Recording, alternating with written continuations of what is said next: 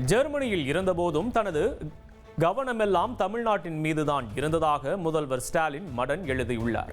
திராவிட model ஆட்சியில் தமிழ்நாட்டில் உள்ள தமிழர்களின் வளர்ச்சிக்காக வெளிநாட்டு முதலீடுகளை ஈர்ப்பதாகவும் தெரிவித்துள்ளார். பாஜகவுடன் கூட்டணி வைத்ததால் சிறுபான்மையினருக்கு அச்சுறுத்தல் இருப்பதாக பொய் பிரச்சாரம் செய்யப்படுவதாக இபிஎஸ் குற்றம் சாட்டியுள்ளார். திமுக கூட்டணி வைத்தால் பாஜக நல்ல கட்சி, அதிமுக வைத்தால் கெட்ட கட்சியா என்றும் கேள்வி. தேசிய ஜனநாயக கூட்டணியிலிருந்து வெளியேறுவதாக அமமுக பொதுச் செயலாளர் டிடிவி தினகரன் அறிவித்துள்ளார்.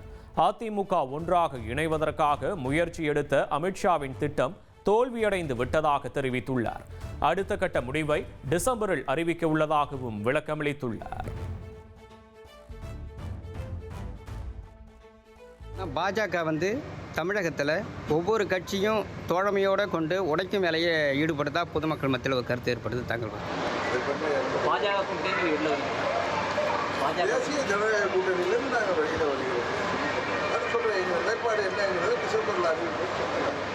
இதுக்கு மேலே நான் தமிழில் தானே சொல்கிறேன். ஓகே. வடமேற்கு வங்கக்கடலில் நிலவிய குறைந்த காற்றழுத்த பகுதி ஆழ்ந்த காற்றழுத்த தாழ்வு பகுதியாக வலுவடைந்தது. ஒடிசா மற்றும் அதனை ஒட்டிய பகுதியில் கடந்து செல்ல வாய்ப்புள்ளதாக சென்னை வானிலை ஆய்வு மையம் தெரிவித்துள்ளது.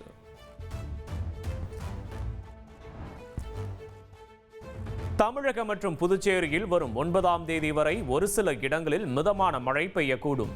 சென்னையில் ஒரு சில இடங்களில் இடி மின்னலுடன் கூடிய மழைக்கு வாய்ப்புள்ளதாக ஆய்வு மையம் தெரிவித்துள்ளது.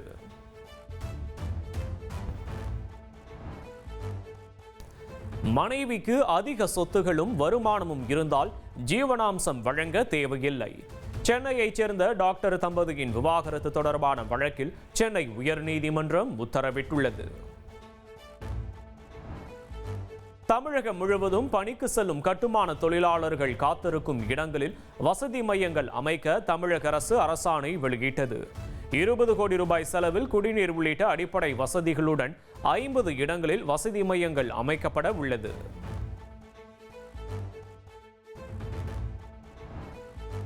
யுக்ரைன் அதிபர் ஜெலன்ஸ்கியை நேரடியாக சந்திக்க தயாராக இருப்பதாக ரஷ்ய அதிபர் புட்டின் தெரிவித்துள்ளார். ரஷ்ய தலைநகர் மாஸ்கோவுக்கு ஜெலன்ஸ்கி வந்தால் அவருடன் பேச்சுவார்த்தை நடத்துவதாகவும் கூறியுள்ளார்.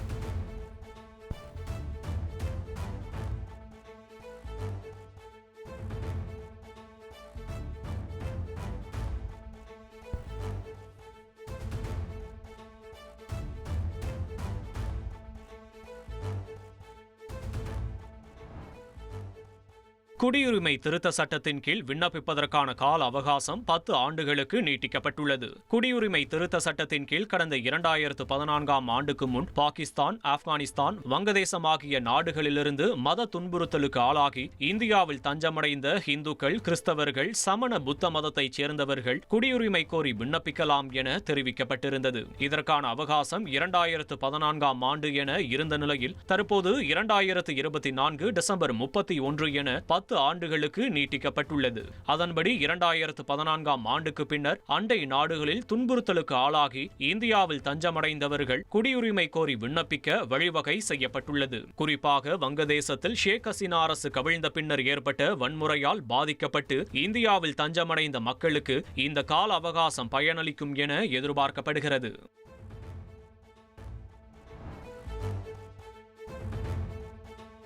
யுக்ரைன் அதிபர் ஜெலன்ஸ்கியை நேரடியாக சந்திக்க தயாராக இருப்பதாக ரஷ்ய அதிபர் புட்டின் தெரிவித்துள்ளார்.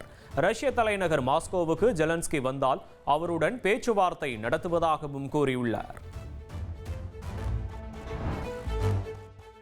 தேனி அரசு மருத்துவக் கல்லூரி மருத்துவமனையில் 13 கோடி ரூபாய் மதிப்பிலான மருத்துவம் சார்ந்த புதிய கட்டிடங்கள் திறப்பு விழா மற்றும் கட்டிடங்களுக்கான அடிக்கல் நாட்டு விழா நடைபெற்றது. இதில் சிறப்பு விருந்தினராக சுகாதாரத்துறை அமைச்சர் மா சுப்பிரமணியன் கலந்து கொண்டார். நிகழ்ச்சியின் பெயர் பலகையை அமைச்சர் திறக்க முயன்றார். ரிமோட் பழுதாகி இருந்ததால் பெயர் பலகையை திறப்பதில் சிக்கல் ஏற்பட்டது.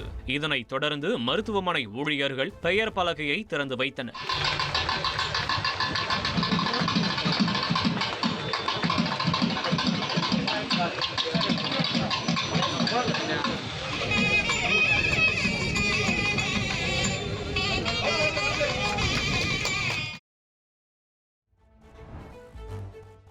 சென்னையில் போதைப்பொருள் விற்பனை விவகாரத்தில் பிரதீப் குமார் உட்பட 27 பேரை போதைப்பொருள் நுண்ணறிவு பிரிவு போலீசார் முதலில் கைது செய்தனர். அவர்களிடம் நடத்திய விசாரணையில் சினிமா பிரபலங்களான ஸ்ரீகாந்த், கிருஷ்ணா ஆகியோர் கைது செய்யப்பட்டனர். மேலும் இந்த விவகாரத்தில் பிரதீப்பின் கூட்டாளியான அனில் மேத்யூ கைது செய்யப்பட்டு மேற்கொள்ளப்பட்ட விசாரணையில் அவர் பெங்களூருவிலிருந்து கொக்கைன் கடத்தி விற்றது தெரியவந்தது.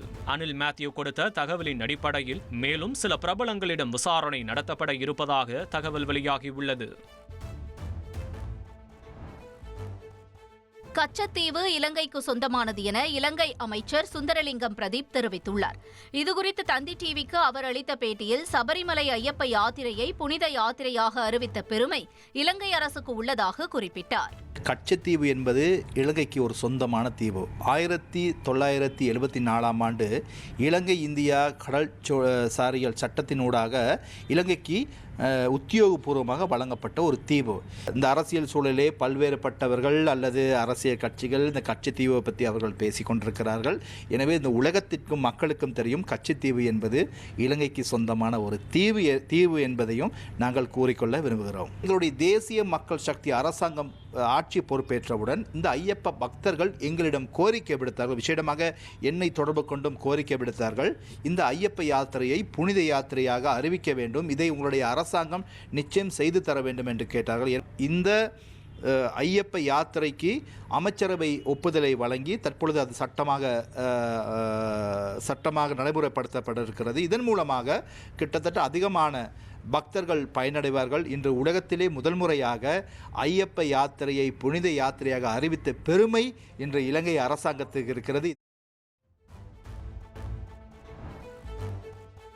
குடும்ப நண்பர்கள் கிட்னி மாற்று அறுவை சிகிச்சைக்கு அனுமதி மறுத்த உத்தரவை ரத்து செய்து உத்தரவிடப்பட்டுள்ளது. சிறுநீரக பாதிப்புக்கு உள்ளான தஞ்சாவூரைச் சேர்ந்த வி பெரியசாமி என்பவருக்கு அவரது நண்பரான ஈரோட்டைச் சேர்ந்த சி கணேசன் என்பவர் கிட்னியை தானமாக தர முன்வந்தபோது உடல் உறுப்பு மாற்று அறுவை சிகிச்சை அங்கீகார குழு கிட்னி மாற்று அறுவை சிகிச்சைக்கு அனுமதி மறுத்துவிட்டது. இந்த உத்தரவை எதிர்த்து பெரியசாமி தொடுத்த வழக்கை விசாரித்த சென்னை உயர்நீதிமன்ற நீதிபதி ஆனந்த் வெங்கடேஷ் குடும்ப நட்பை எப்படி ஆவண ஆதாரங்களுடன் நிரூபிக்க முடியும் என்று கேள்வி எழுப்பி அங்கீகார குழுவின் உத்தரவை ரத்து செய்து உத்தரவிட்டார். பெரியசாமியும் அவருடைய நண்பர் கணேசனும் அங்கீகார குழு முன் குடும்பத்தினருடன் வியாழக்கிழமை ஆஜராக வேண்டும் என்று உத்தரவிட்ட நீதிபதி அவர்களின் விண்ணப்பத்தை அங்கீகார குழு மறுபரிசீலனை செய்து 4 வாரங்களுக்குள் இறுதி முடிவு எடுக்க வேண்டும் என்றும் உத்தரவிட்டார். உறவினர்கள் அல்லாதவர்கள் உடல் உறுப்பு தானம் செய்வதை சட்டம் தடை செய்யவில்லை என்றும் இதில் பண பரிவர்த்தனைகள் இருக்கக்கூடாது என்பதையே சட்டம் வலியுறுத்துகிறது என்றும் நீதிபதி தெரிவித்துள்ளார்.